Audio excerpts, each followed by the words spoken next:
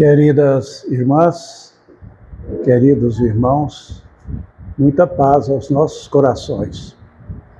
Mais uma vez, quero manifestar a minha alegria, a minha satisfação, prazer em retornar a essa casa, rever grandes amigos que aqui tenho e poder mais uma vez dar continuidade ao trabalho, tão importante que cada um de nós temos, como discípulos de Jesus, nesta seara maravilhosa.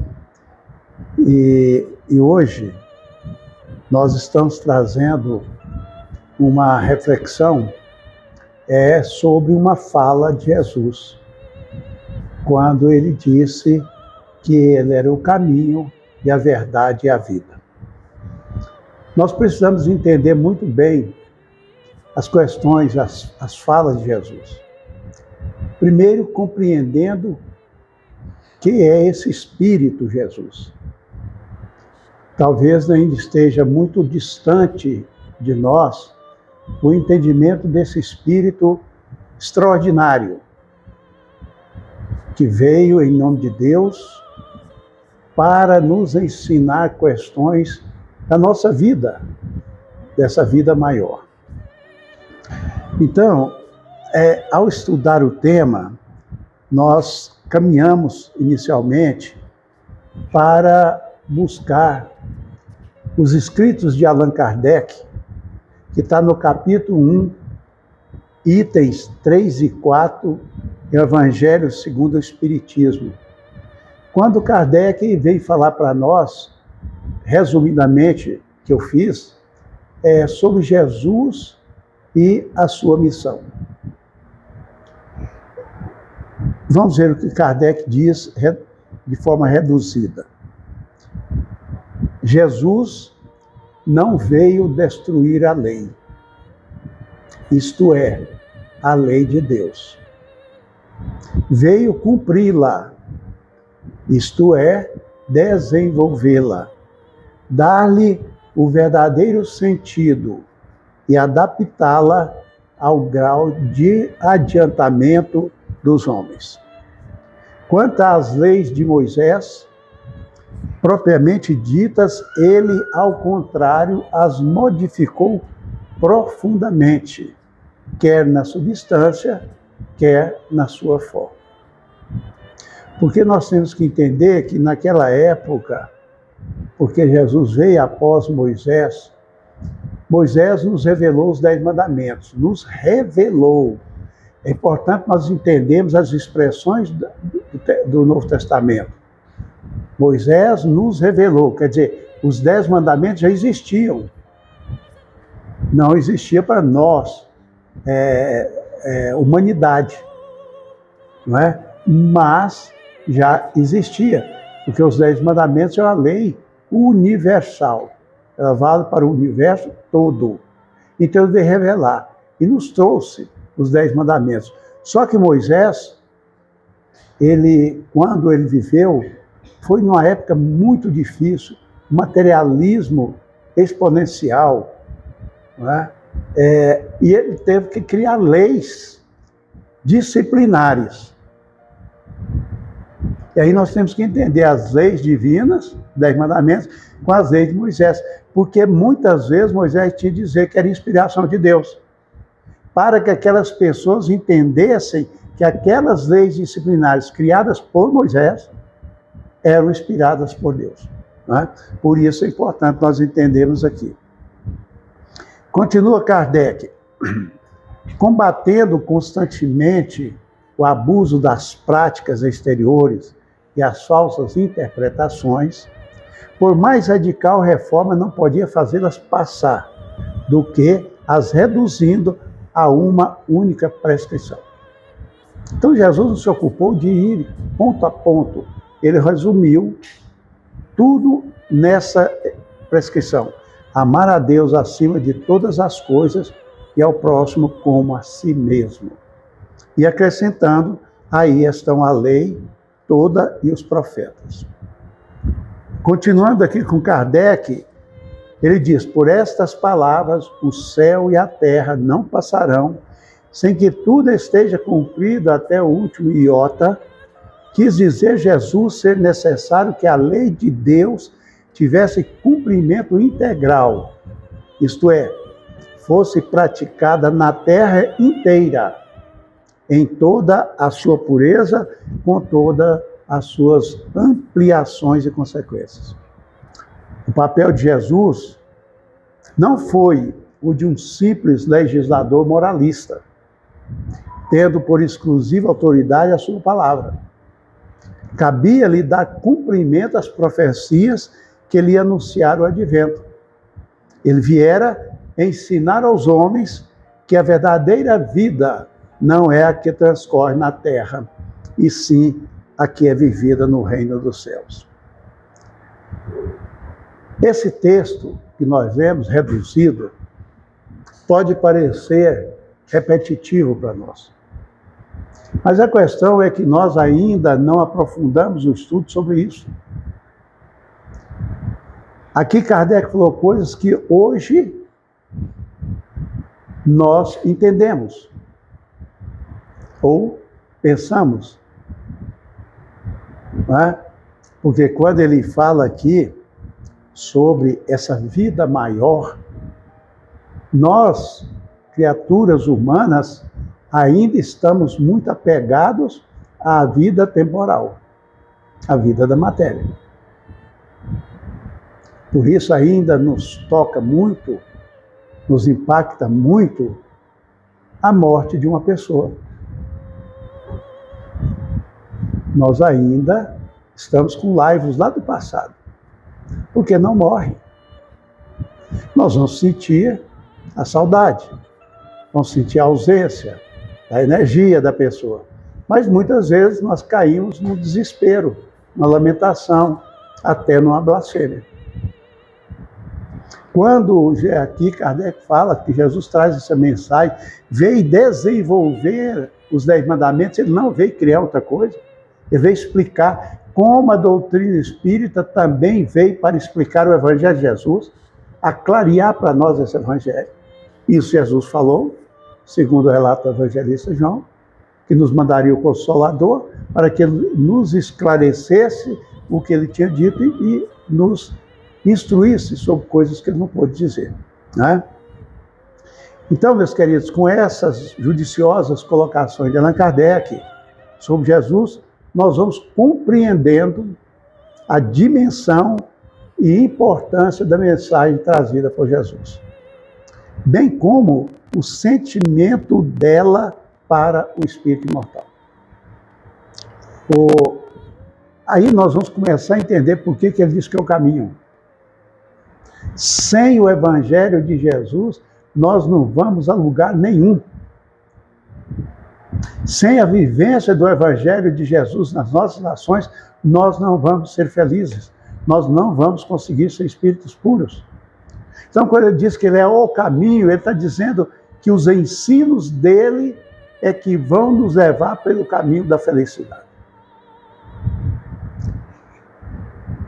Dirigindo-nos ao tema da nossa palestra, vejamos nas anotações do evangelista João, capítulo 14, versículos 5 a 6, um diálogo que aconteceu entre Tomé e Jesus.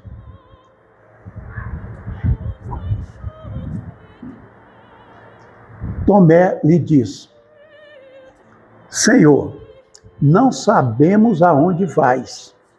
Como podemos saber o caminho? Qual foi o momento que Tomé questionou isso? Foi quando Jesus, na última reunião com os discípulos, falou para eles que Jesus ia. Para onde o Senhor vai? Para um lugar que vocês não podem saber, vocês não compreenderão. Então os discípulos ficaram apavorados. Aquele homem que eles seguiam diariamente ali, estava dizendo que ia embora. Aí Tomé faz essa pergunta: Senhor, não sabemos aonde vais. Como podemos saber o caminho? E aí Jesus diz essa frase extraordinária, que é o pilotismo do nosso caminhar evangélico. Jesus lhe diz: eu sou o caminho, e a verdade e a vida. Ninguém vem ao Pai senão por mim. Isso aí nós podemos dizer que é uma sentença para cada um de nós. Não cabe a nós duvidarmos, discutirmos, temos qualquer dúvida com relação a esse processo. Jesus é o caminho, Ele é a verdade, Ele é a vida. Nós não conseguiremos ir ao Pai se não for através dele, através dos seus ensinos, através da vivência dos seus ensinamentos. Se eu perguntar aqui quem quer ser feliz, seguramente todos vão levantar as duas mãos. Não é nenhuma, não. Porque todos nós queremos ser felizes. Mas que caminho nós estamos buscando para a nossa felicidade? Qual o caminho? E nós temos que observar aqui que ele falou assim, eu sou o caminho. Ele não falou que ele era um caminho. Porque se ele falasse um caminho, tinha outros caminhos. Ele falou, sou o caminho, não tem outro. Então, se o que nós demorarmos para entrar nesse caminho, e não só entrar, caminhar nesse caminho, vai ser o nosso processo de retardamento evolutivo. Enquanto não tivermos consciência disso. E em todos os momentos, viver o Evangelho de Jesus. Isso é que Jesus está falando. Eu só estou transmitindo o que nós estudamos sobre a questão. Bem, no Espiritismo, que é que nos interessa aqui agora, essa frase de Jesus, ela é interpretada como Jesus sendo nosso modelo e guia. Mas um guia perfeito. Porque nós podemos, às vezes, seguir um guia que nos leva para o caminho tortuoso, que nos faz perder na jornada, nos desvia do caminho. Mas ele é o guia perfeito. Não há possibilidade de erro com ele. Ele é o nosso GPS espiritual.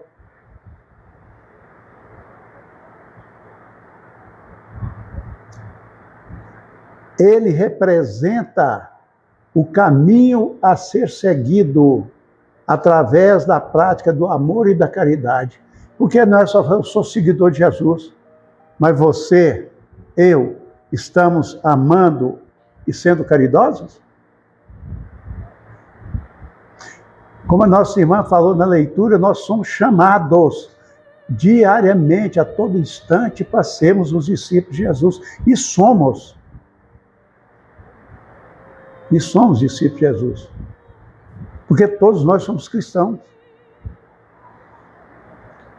A verdade que liberta e ilumina. Ninguém possibilita mais a nossa liberdade e a nossa iluminação do que Jesus. E a vida que se realiza na jornada de aprimoramento espiritual e progresso constante.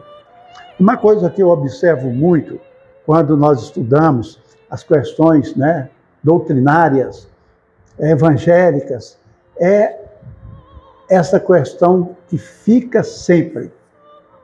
O progresso é constante. O progresso é diuturno. O progresso é a todo momento. Se você for no Evangelho de Jesus, lá está dizendo isso. E nós, criaturas humanas, ainda estamos claudicando nesse processo. Né? Porque nós não perseveramos no processo. Às vezes nós viemos, e eu digo nós, sem fazer distinção de nada, é a criatura humana, estamos aqui agora, coisas maravilhosas, palavras bonitas, ensinamentos maravilhosos, né? E aí o problema é depois, ali tem uma porta, não tem? Que vai dar para a rua, depois da hora que nós saímos daqui. Porque é lá que nós vamos praticar. É lá que nós somos chamados a Jesus para viver esse caminho, essa verdade e a vida. Né? Portanto, a doutrina dos espíritos, ela faz uma conexão, essa afirmação com a ideia de que a evolução espiritual ocorre através da reencarnação do esforço individual e do aprendizado prático das leis de Jesus para alcançar a felicidade. Então vejamos aqui, o Espiritismo, ele conecta essa realidade espiritual, né, nos chamando para o processo evolutivo. Mas não basta eu só querer. Nós vamos ver um pouquinho adiante. Não basta só querer. O que é que eu preciso fazer? Eu preciso da reencarnação. Né? Eu preciso do esforço individual. E eu preciso do aprendizado prático das lições de Jesus. Porque nós estudamos no centro espírita, aprendemos intelectualmente, nos crescemos intelectualmente, mas o que vai realmente servir para nós é a prática desses ensinamentos. Porque só fica na cabeça. Se ficar só na cabeça, vai dar um complicador. Porque aquele ensino que está aqui tem que descer para cá. A gente acha que é 1,5 palmo de distância, mas é uma distância gigantesca. Porque aí depende do meu esforço. Eu querer uma decisão, praticar esses ensinos que eu estou aprendendo. Não é?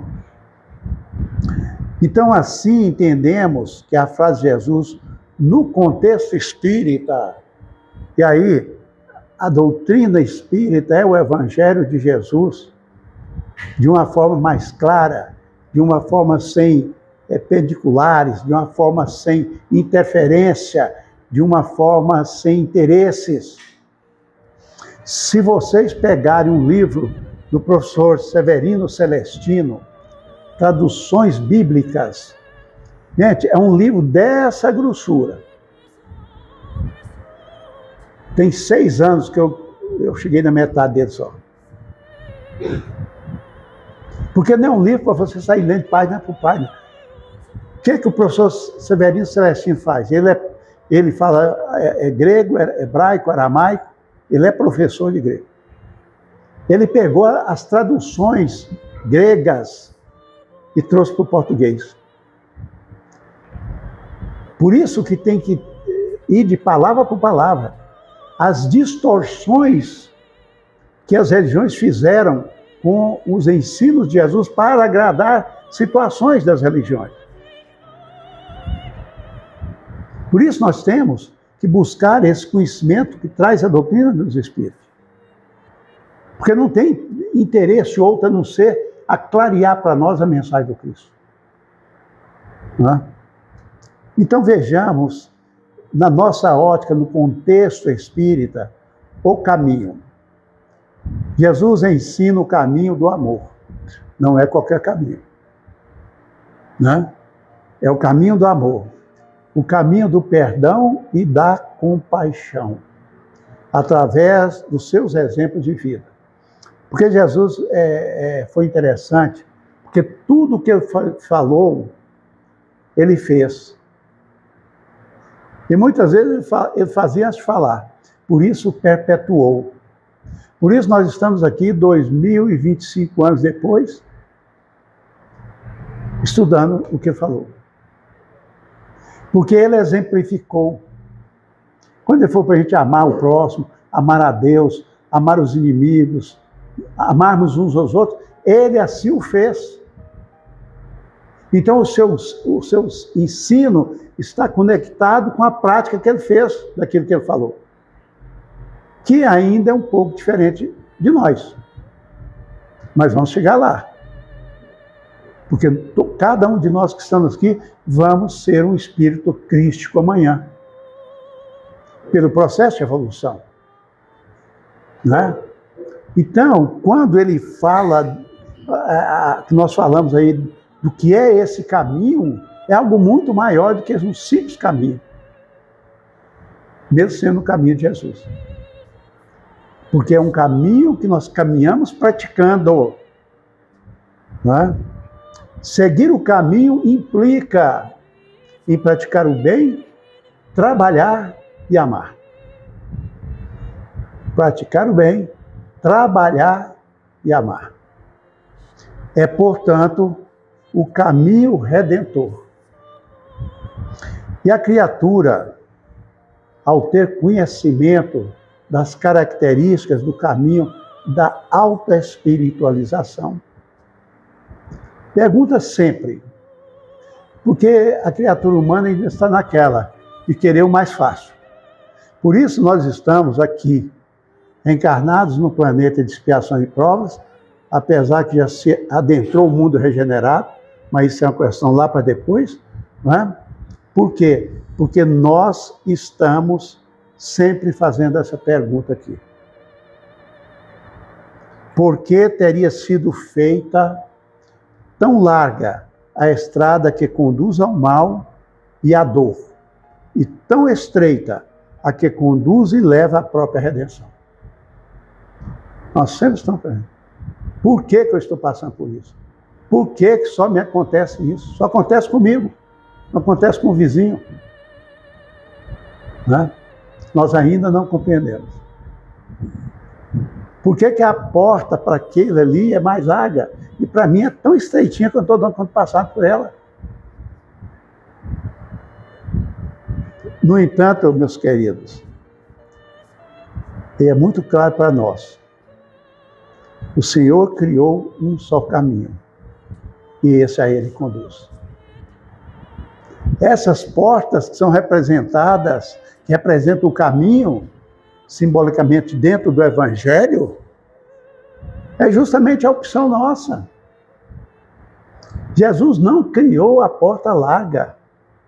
Jesus não criou a porta estreita. Jesus criou o caminho. O resto é opção nossa. Quando nós vamos fazendo uma viagem e a gente acha que está muito longa a estrada, ou a gente fala, ou alguém sugere, vamos por esse atalho. Por esse atalho aqui a gente chega mais depressa. Não acontece isso? E muitas vezes esse atalho não nos faz chegar mais depressa. Além de nos fazer demorar mais, nos coloca em riscos. E esse é o processo nosso caminhar. Nós estamos saindo do caminho para ir para os atalhos.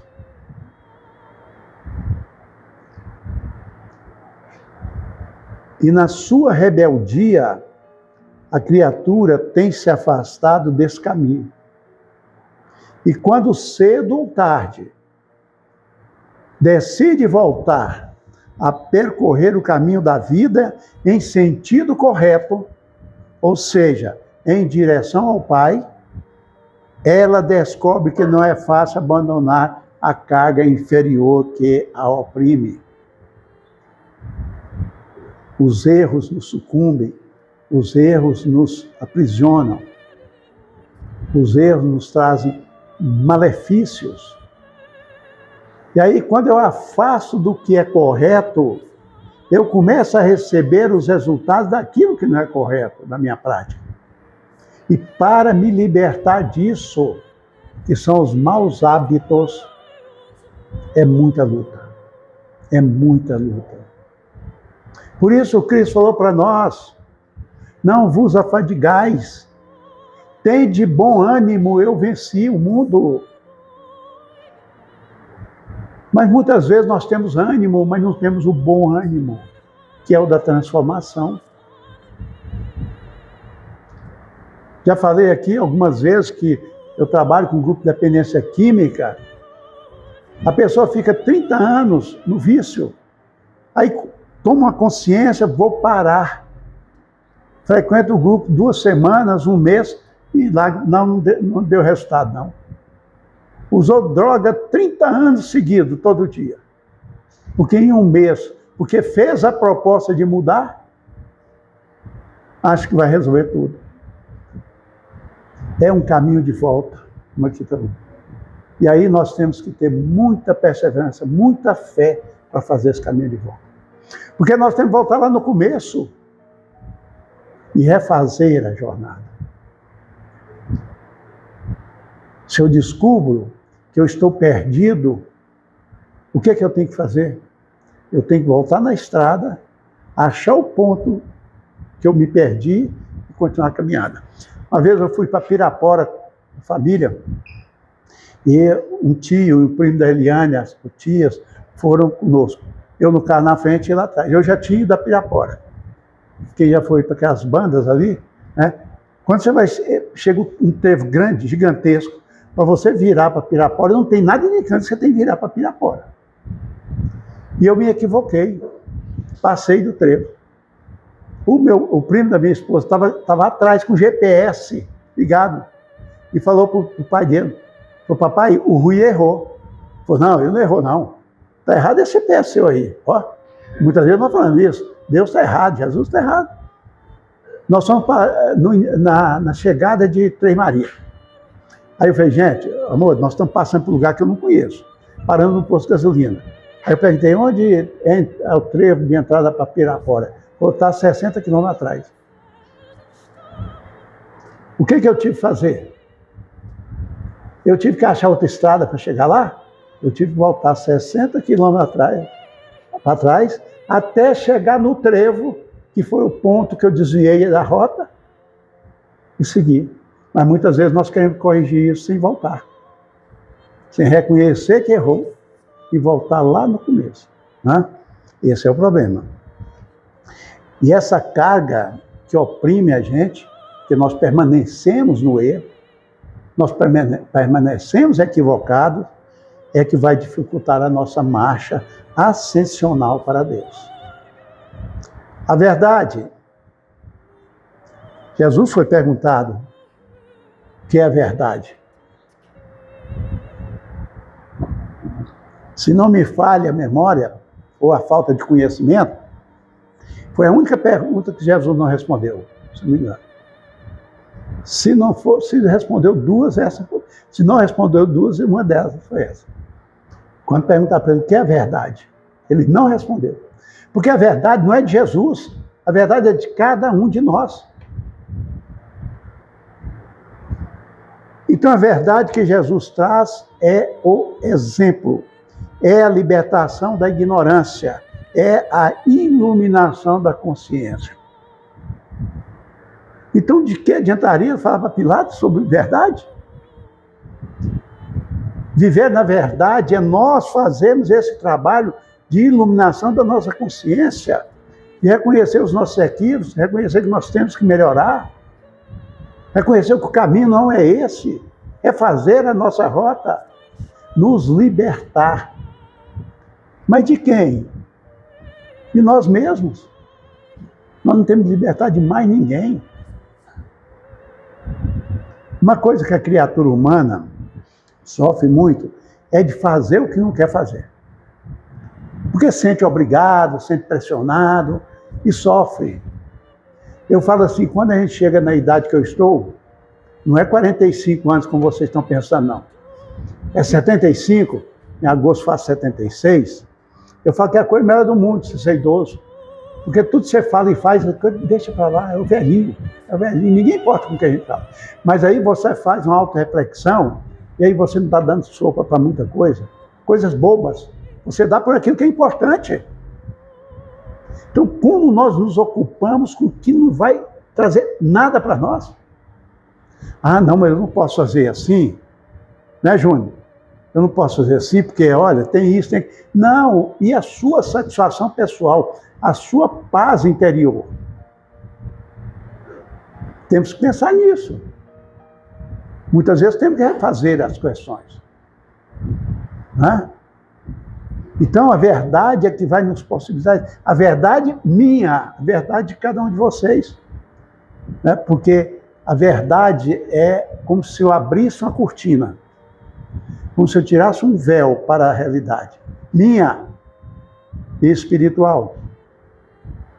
Não é nada de dizer, ó, não minta não, fala a verdade, não é isso. Né?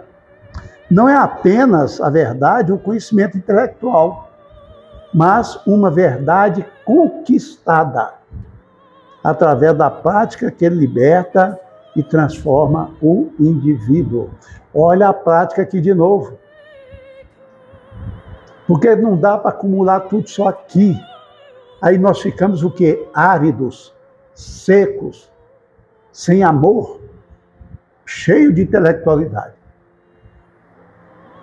Nós temos que utilizar esses recursos intelectuais que adquirimos na prática que vai realmente nos libertar e transformar. Sem praticar, meus queridos, não adianta. Não adianta. A prática constante da... Olha o constante de novo aí. A prática constante da caridade, do amor ao próximo, é o que conduz à verdadeira libertação e ao conhecimento da verdade divina. Quando Kardec perguntou aos espíritos por que o homem sofre, e aí nós temos que entender o homem como gênero, não é? Os espíritos respondem para ele porque o homem se afasta da lei de Deus. É isso. Porque afasta. Se nós não tivéssemos afastado da lei de Deus, nós não estaríamos aqui. Nós não estaríamos aqui. Ah, Rui, mas eu tenho feito esforços. Ótimo, e devemos fazer. Mas a questão não é agora, foi antes. Agora é um resultado. Um dia a pessoa me perguntou assim, Rui, você estuda muito, você trabalha demais, é palestra para aqui, palestra para lá. Né? Hoje eu estou aqui em Valparaíso, amanhã eu estarei lá em Pirinópolis. Por que você faz tudo isso? Eu falei assim, é para não precisar morrer mais. Para não precisar reencarnar no planeta Terra mais. E nós devemos pensar assim. Trabalharmos tudo isso com muito esforço, com muita dedicação, com muita entrega ao amor e à caridade, para não precisarmos voltar para cá. Aqui não é nosso mundo. Nós precisamos disso. Nós temos necessidade disso, mas não é o nosso mundo. Não é a nossa realidade. Não é? A vida é bom viver, não é? A vida, no sentido mais amplo, quer dizer, a vida maior, é a evolução constante da alma. Olha o constante de novo aí. Está vendo que a coisa tem que ser permanente? Não pode ser igual a academia. Não, segunda-feira eu começo. Mas não falo nem um mês, nem um ano, né? Regime. Não, semana que vem eu começo o regime. Não, com relação a isso, não. É diariamente, é todo momento, em toda ação nossa. As nossas ações têm que ser calcadas no Evangelho de Jesus. Ah, Rui, mas está difícil. Tá, mas se fosse fácil, está todo mundo fazendo, né? A gente já estava nos planetas bem mais evoluídos. Por que é difícil? Porque nós somos resistentes. Né? O que Jesus falou sobre o fardo? Ele é o quê? Leve, não é? Meu fardo é leve, né? E o que era suave? Meu jugo, né? Que a lei, Deus, Jesus, não vai nos imprimir nada que seja mais pesado do que nós suportamos carregar. Mas o que acontece que parece que o meu fardo está mais pesado que o do Fernando ali? Porque eu enfraqueci os ombros. O fardo é o mesmo quando eu vim. Né? Seguir Jesus é o caminho para uma vida mais plena e feliz, alcançada através do aprimoramento moral e intelectual. Se nós não buscarmos ser pessoas melhores, pessoas mais éticas, pessoas com mais justiça, que é uma das virtudes mais difíceis de praticarmos. Ser justo. Porque nós queremos ter muito direito, mas não queremos ser justo. Porque muitas vezes eu tenho direito, mas não é justo eu exercer esse direito. Né? E aí, meus queridos, da vida é só isso. Porque é uma única vida, né? A vida maior que nos interessa. Aqui são mecanismos. Não estou dizendo que a vida material não vale nada. Não é isso que nós estamos dizendo. Nós é que não podemos achar que ela é tudo. Ela é um instrumento, como o corpo é um instrumento. E qual é, então, o significado da presença de Jesus em nossa vida. Nós já pensamos sobre isso? O que significa Jesus na minha vida?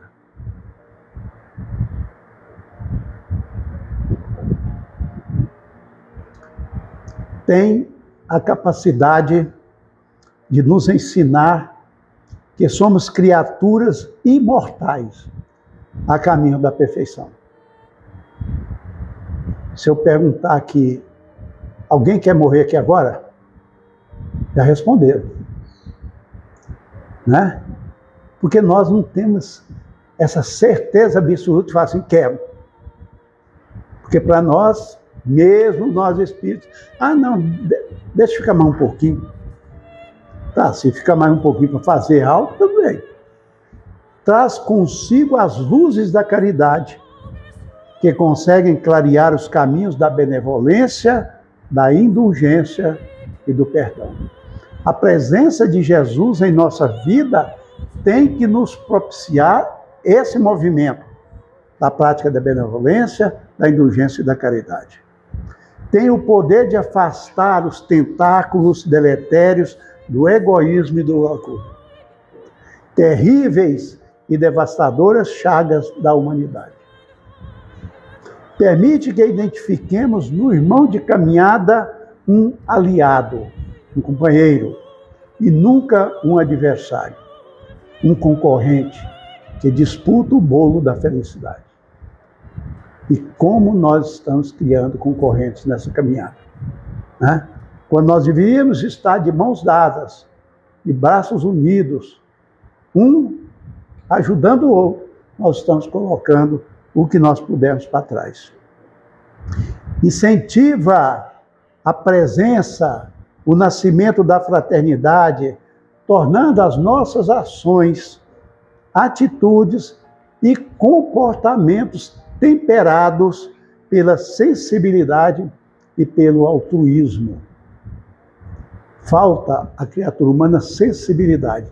Eu estava ali na porta e percebi a sensibilidade dos diretores que estavam recebendo as pessoas. Cumprimentaram. Como você está? Seja bem-vindo. Isso é sensibilidade para com o outro. Mas quantas vezes nós passamos pelas ruas aqui de Valparaíso, na mesma calçada de alguém, e não a cumprimentamos? Eu não conheço a pessoa. Como que você não conhece? Você conhece, sim. Você não sabe o nome dela. Porque ela é sua irmã. Ela é filha de Deus também. Nós temos que ter mais sensibilidade para isso. Né? Nos fortalece a combater com coragem e bom ânimo o ódio que nos causa tantos dissabores, dores e sofrimentos. Nós não podemos deixar que esses sentimentos deletérios que nos colocam lá embaixo nascer em nós, ou então frutificar em nós. Eu dizia para o pessoal ali que muitas vezes a gente fica insatisfeito, fica chateado, fica decepcionado com alguém. Nós não podemos deixar que esse tipo de sentimento ultrapasse com a raiva, com ódio, qualquer outra coisa assim. E aí cabe a nós, cada um de nós, sabermos do nosso limite e buscarmos nos resguardar para isso. Eu posso ficar insatisfeito com a senhora, né? A senhora pode ficar contrariada comigo, mas nós não podemos deixar que essa insatisfação, essa indiferença transforme numa raiva. Tem raiva, tem ódio da pessoa. A gente tem que ter esse cuidado, né? Jesus na nossa vida, ele amplia a nossa visão, a tal ponto que nos permite observar as dores e aflições alheias e nos motivarmos a socorrer e amparar. Jesus, quando está presente em nossa vida, nós não ficamos indiferentes. Porque o contrário do amor é a indiferença. Não é o ódio. Então eu vejo alguém sofrendo, não é comigo, tem nada a ver, não conheço nem essa pessoa. Isso, quando eu tenho a presença de Jesus em minha vida, isso não vai acontecer. Porque não aconteceu com ele. Ele não foi indiferente com as pessoas, com ninguém. Né? Tem a força de nos fazer mais pacientes e tolerantes. E como nós precisamos disso, né? para enfrentarmos os desafios e as barreiras que tentam impedir a concretização dos nossos ideais. Exalta os sentimentos, fazendo nascer nela a solidariedade capaz de compreender que ninguém consegue viver na solidão. Ninguém consegue viver na solidão, por mais que ache que consegue. Porque se eu for para o deserto viver sozinho, eu não evoluo. O outro é uma peça fundamental no meu processo de evolução.